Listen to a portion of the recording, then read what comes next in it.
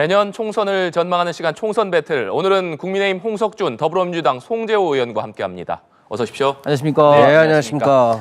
네, 먼저 내일로 예정되어 있는 국회 본회의 얘기부터 해보겠습니다.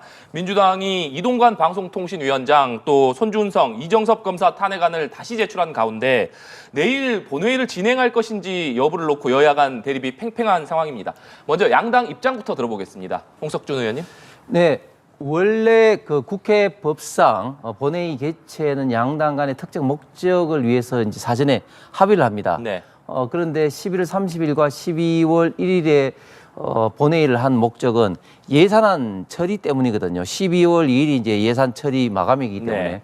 그런데 지금 민주당이 각 상임위원회에서 행정부의 동의 없이 마구잡이로 예산 심의를 한 것을 예결위로 지금 막 넘긴 상황입니다. 그렇기 때문에 예년 없이 지금 예결위에서 지금 예산을 심사할 내용이 너무너무 많아져서 사실상 물리적으로 내일 예산 심사를 할 수 있는 본회의를 개최할 수가 없습니다. 그런데 애초에 약속했던 예산은 온데간데 없이 지금 이제 탄핵 이동관 방통위원장이라든지 검사들 탄핵하기 위해서 본회의 처리를 요구를 하는 것은 일단 기본적인 법과 원칙에 어긋나면서 또한 지금 이동관 방통위원장의 탄핵은 사실은 민주당에서 주장하는 것은 전혀 사실무근입니다. 가장 대표적으로 권태성 박문진 이사장 해임건을 들고 나는데 그 해임건은 이동관 방통위원장 오기 전에 이미 벌어진 일입니다. 그리고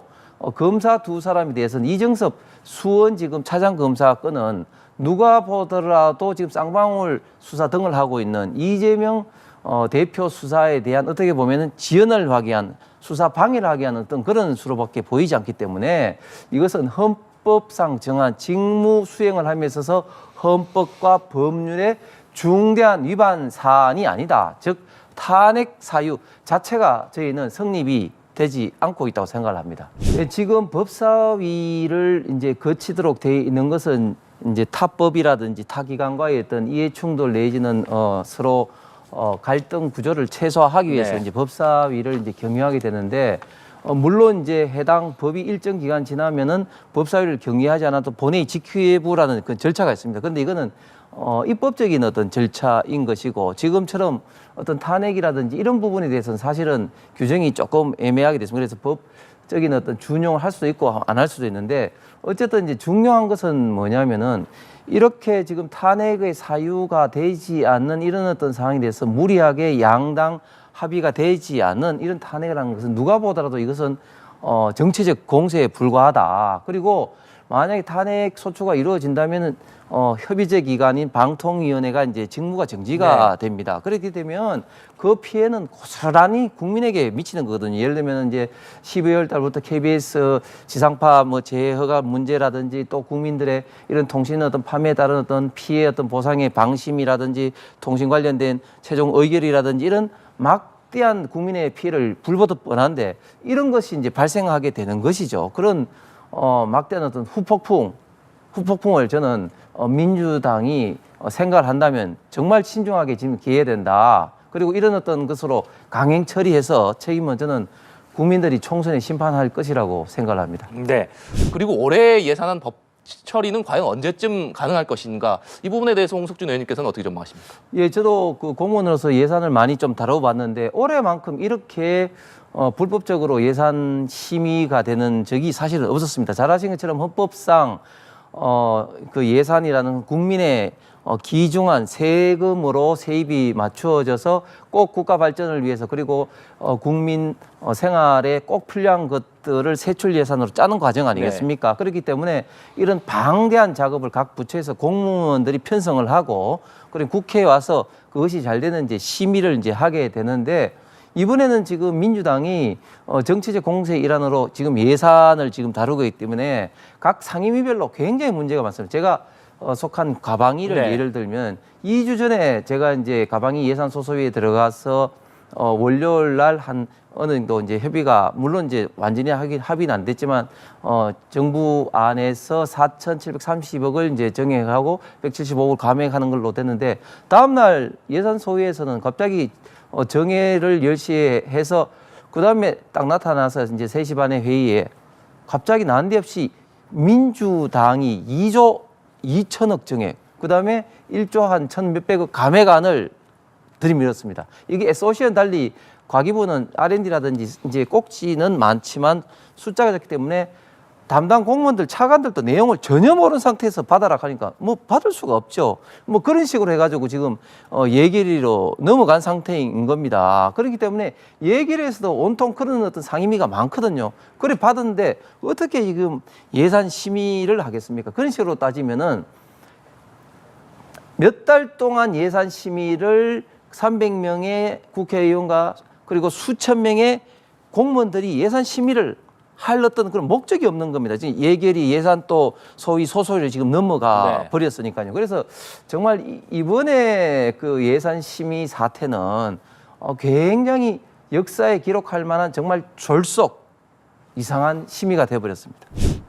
이렇게 생각합니다. 네. 제가 그 점에서는 좀 반론하고 싶은데 제가 조금 전에 저희 상임위였던 가방이 사례를 말씀드렸는데 그래서 저희들은 최대한 정부 안에 대해서 민주당이 주장하는 것을 일부 좀 삭감하고 또 정액할 건 정액해서 조금 전에 말씀드린 것처럼 정부 안에서 4,730억을 정액을 하고 좀 감액을 하고 이런 식으로 해서 물론 민주당의 요구를 100% 듣는 건 아니지만 그런 식으로 했단 말이죠. 네. 그런데 갑자기 그거하고는 관계없이 뜬금없이 다음 날 그거하고 완전히 그 백지로 해서 민주당에서 정액하고 싶은 2조 3천억 그리고 감액하고 싶은 예를 들면 과방위 같은 경우는 대통령의 예를 들면 그 글로벌 이제 협력 어떤 사업이라든지 특히 보기가 싫다 가지고 방통위의 인건비라든지 기본 경비도 20% 30% 싹둑 자른 그런 식으로 1조 한 1,몇백의 감액을 들고 나온 거예요. 그러니까 이거는 예산 심의를 하자는 기본적인 자세가 아니라고 저는 봅니다. 네. 송 의원님께서는 연동형 비례제를 유지해야 된다 이렇게 말씀을 해주셨지만 민주당에서는 아직 명확한 입장을 정하지 못하고 있는 상황 아니겠습니까? 네. 홍 의원님께서는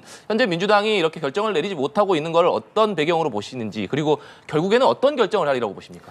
사실 이게 예측하기가 굉장히 네. 어려운데 선거구제라는 것은 어떤 선거구제를 취하더라도 장단점이 분명히 있게 마련인데 그러면 어떤 것을 가장 중요한 원칙으로 취하느냐의 문제일 것 같습니다. 저는 주권자의 어떤 국민의 의사 표명, 정치적 표명을 왜곡해서는 안 된다. 정치적 사기를 쳐서는 안 된다는 이것을 가장 중요한 원칙으로 삼아야 된다고 네. 봅니다.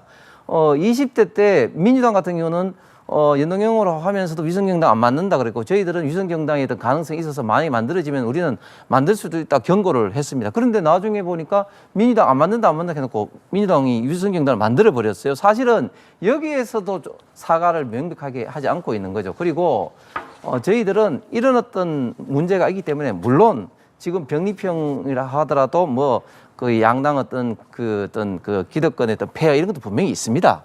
있음에도 불구하고 그러나 위성 정당 출현을 방지하기 위해서는 저희들은 병립형이 그나마 그래도 최고 낫다. 네. 그래서 이미 이제 당론을 일찍 정했는데 민주당은 내부에 여러 가지 사정이 좀 많이 있죠. 그렇기 때문에 지금 입장을 못 정하고 있는데 그래서 예를 들면 위성 정당 방지법을 만들자고 이야기하는데 위성 정당 방지법도 기본적으로 굉장히 이게 헌법에 위반될 소지가 굉장히 많이 있고 또 위성정당이라는 어떤 정의 자체가 뭐가 그럼 위성정당이냐 이런 어떤 사법부의 판단에서부터도 굉장히 좀 불분명하기 때문에 저희들은 그렇게 복잡하고 또 항상 어떻게 보면은 좀 다른 어떤 차선책으로 자꾸 뭐 이렇게 될 수 있는 이런 걸 버리고 병립형으로 가야 된다 그렇게 처음부터 주장을 하고 있습니다.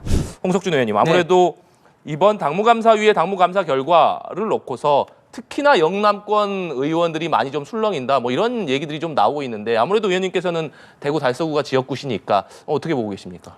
예, 아무래도 저희 지금 당의 주축이 이제 네. 영남이고 그리고 이번에 당무감사와 그리고 여론조사를 네. 통해서 개별 의원들의 어떤 그 지지율과 그 지역의 어떤 그 당의 지지율 격차였던 그런 것도 이제 근거 사항으로 넣는다고 이렇게 되니까 영남 지역 같은 경우는 상대적으로 이제 당의 지지 높은 상황이기 네. 때문에 개인이 당의 지지율을 좀 그 더 오버될 가능성은 사실은 좀 많이 좀 가능성이 좀 낮죠. 그렇기 때문에 상대적으로 영남 지역의 의원들이 더 좀 초조하고 좀 긴장이 되는 것이 좀 사실입니다.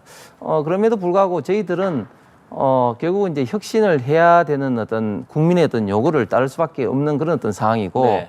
혁신이라는 게 어떤 정책의 혁신도 있지만 결국은 인물의 혁신이 가장 국민들에게 와닿기 때문에 저희들은 그런 어떤 물갈이를 통한 어떤 혁신은 뭐 절대적으로 과거에부터도 그렇고 필요하다는 그런 어떤 생각입니다. 단지 혁신의 어떤 과정에서 좀 더 명확하고 좀 더 구체적인 어떤 절차로 좀 진행을 좀 하고 그리고 또 이런 어떤 물갈이를 통해서 좀 더 총선에 경쟁력 좀 더 있는 인물들이 많이 들어와야 된다. 21대 때도 저희들이 굉장히 많이 이제 물갈이를 했는데도 결과는 좀 참패한 어떤 그런 어떤 학습 효과도 있기 때문에 이번에는 제대로 더 경쟁이 있는 사람이 물갈이를 통해서 저희 당으로 들어오는 그런 어떤 절차적인 게 좀 더 명확해졌으면 하는 그런 바람입니다. 불출마 또는 수도권 험지 출마를 해라 이렇게 요구를 했는데 최후 통첩 시한이 내일입니다. 그러니까 내일까지 결단을 해라. 이뇨한 혁신위가 이렇게 요구를 한 상황인데 과연 내일까지 어떤 반응이 있을 것이냐 홍석준 의원님께서는 어떻게 전망하십니까?